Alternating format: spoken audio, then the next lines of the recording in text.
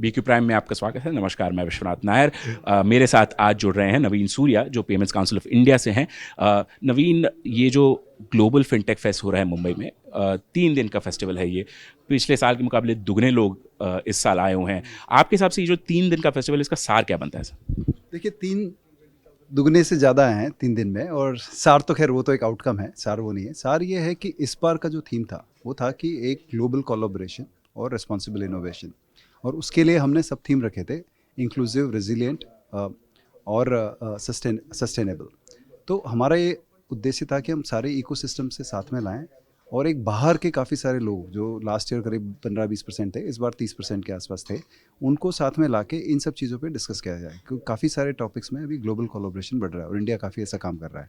तो एक तो वो हमारा ऑब्जेक्टिव था। तो हमारे करीब 5 से ज़्यादा कंट्री पार्टनर इस बार है, जैसे जैसे ऑस्ट्रेलिया है, जर्मनी है, इसराइल है, इवन काफ़ी सारे देशों के जैसे नेपाल है, उनके सेंट्रल बैंकर्स भी आए थे। तो उनकी सबकी डिस्कशन, जैसे जैसे ग्लोबलाइजेशन बढ़ रहा है टू अलाइन पॉलिसी, वो हुआ है।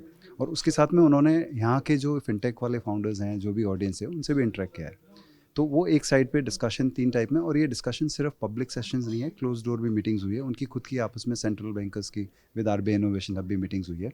तो काफ़ी सारा इसमें नॉलेज जनरेट हुआ है, काफ़ी सारे एक्शन आइटम्स आए हैं सबके लिए। तो एक तो वो हुआ। दूसरी साइड में हमने काफ़ी दूसरे नए ट्रैक्स जो ऐड किए हैं। जैसे इस बार हमने फिनटेक स्टार्टअप्स के लिए इन्वेस्टर्स, करीब 400 के आसपास इन्वेस्टर्स इस बार आए हैं। उसमें करीब 10 से 15 कंपनीज स्टार्टअप से सेलेक्ट होंगी आज शाम तक, जिनको फंडिंग मिलेगी 15 से 20 मिलियन। उसके अलावा करीब 20 से 30 जो ग्रोथ स्टेज के कंपनी हैं, वो करीब बड़े जो ग्रोथ स्टेज के इन्वेस्टर्स हैं उनसे मिल रही है, जिसमें करीब 20 से 30 मिलियन हर कंपनी फंडिंग के लिए डिस्कस करती है। जो डिस्कशन स्टार्ट हुआ है, ऑब्वियसली ये सब चीज़ें टाइम लगती है। और वैसे ही जो प्री IPO और IPO स्टेज की कंपनी है, उनसे रिलेटेड इन्वेस्टर्स हैं, वो भी आए हैं, तो उनके भी डिस्कशन हो रहे हैं। तो ये जो 3 दिन की इवेंट है, इसमें बहुत सारी चीज़ें एक साथ हो रही है, जो सब कुछ अचीव ये आउटकम के लिए है। और जैसे मैंने बोला कि इस साल हम लोग शायद पूरे वर्ल्ड के सबसे बड़े जो नंबर ऑफ पार्टिसिपेंट है, उसमें हम सबसे बड़े थॉट लीडरशिप प्लेटफॉर्म ऑलरेडी बन गए हैं, जो करीब 70-75 हज़ार के आसपास होने वाला है। तो नवीन, ये जो इंडिया को माना जाता है कि ये दुनिया में तीसरी सबसे बड़ी इकोनॉमी है, जहाँ पे सबसे ज़्यादा स्टार्टअप्स हैं। तो आपके हिसाब से जो इंडियन इकोनॉमी को स्टार्टअप्स जो सपोर्ट कर रही हैं, आप एक रिस्पॉन्सिबल फाइनेंशियल इकोसिस्टम की बात कर रहे हैं इन 3 दिनों में, आपके हिसाब से कितना ज़्यादा और फिनटेक्स अपनी तरफ से योगदान दे सकते हैं कि ताकि हमारी इकोनॉमी आगे बढ़े? जी देखिए, फिनटेक का जो अभी मार्केट अपॉर्चुनिटी है, वो अभी जस्ट स्टार्ट हुआ है। अगर आप देखें तो खाली 2 एरियाज़ ऐसे हैं जिसमें थोड़ा पेनिट्रेशन रीजनेबल हुआ है। एक बैंकिंग साइड है जो 50 से 60% है, एक पेमेंट्स है जो करीब 20 से 25% है। अगर आप बाकी सारे जो क्षेत्र देखते हैं, आप फाइनेंशियल सर्विसेज के, चाहे वो लैंडिंग हो, चाहे वो उसमें वेल्थ मैनेजमेंट हो, राइट, या फिर इंश्योरेंस हो, सब में एक सिंगल डिजिट, मतलब 5 से 10%, मतलब 5 से 7% के अंदर अंदर का ग्रोथ हुआ है अभी तक। बट वो रैपिडली ग्रो हो रहा है। तो अगर आप उस हिसाब से देखें तो ये सिर्फ शुरुआत है। और जो इकोसिस्टम की ग्रोथ हो रही है, वो उसी का रिफ्लेक्शन ये इवेंट भी है। तो आई वुड से कि ये अगले 10 से 20 सालों तक ये ग्रोथ कहीं रुकनी नहीं है, क्योंकि इंडिया में इकोनॉमी ग्रोथ हो रही है। हम 10वीं इकोनॉमी से कुछ करीब लास्ट 10 से 12 सालों में 5वीं इकोनॉमी बन गए, अब 5वीं से तीसरी बनने वाले हैं। और इसमें फाइनेंशियल सर्विसेज फिनटेक का भी काफ़ी बड़ा कंट्रीब्यूशन है। आज UPI $1 ट्रिलियन का ट्रांजैक्शन, ट्रिलियंस ऑफ डॉलर्स का ट्रांजैक्शन महीने में करती है। It's like a digital economy itself. तो अगर आप वो सारी चीज़ें देखते हैं, और अभी जैसे नया क्रेडिट मॉडल लॉन्च हुआ, पहले UID आया, तो ये जो ग्रोथ डिजिटल में जो हो रही है, वो तो बढ़ने वाली है।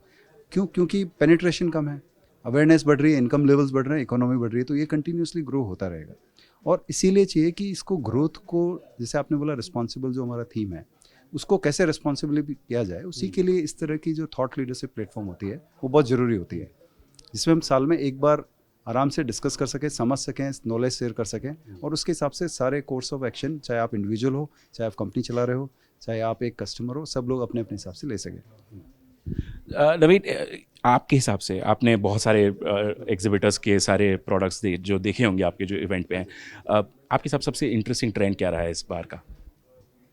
देखिए, इंटरेस्टिंग ट्रेंड ये रहा है कि जो नई टेक्नोलॉजीज आ रही हैं, और जैसे अभी आपने कल देखा, आपने NPCI ने भी प्रोडक्ट लॉन्चेस किए, जो कन्वर्सेशनल AI, जो आप इंटेलिजेंट एप्लीकेशंस जो आ रहे हैं, जिसमें कस्टमर की कन्वीनियंस और बढ़े, कस्टमर का इंक्लूसिविटी और बढ़े, उसके तरफ, क्योंकि ये क्यों है, क्योंकि जो कस्टमर अभी इंक्लूडेड नहीं है, जो नहीं आया, वो उसी साइड से आने वाला है, तो उनके लिए क्या सिचुएशन, क्या सोल्यूशन आ सकता है, तो उसके लिए काफ़ी सारी कंपनियाँ आई है।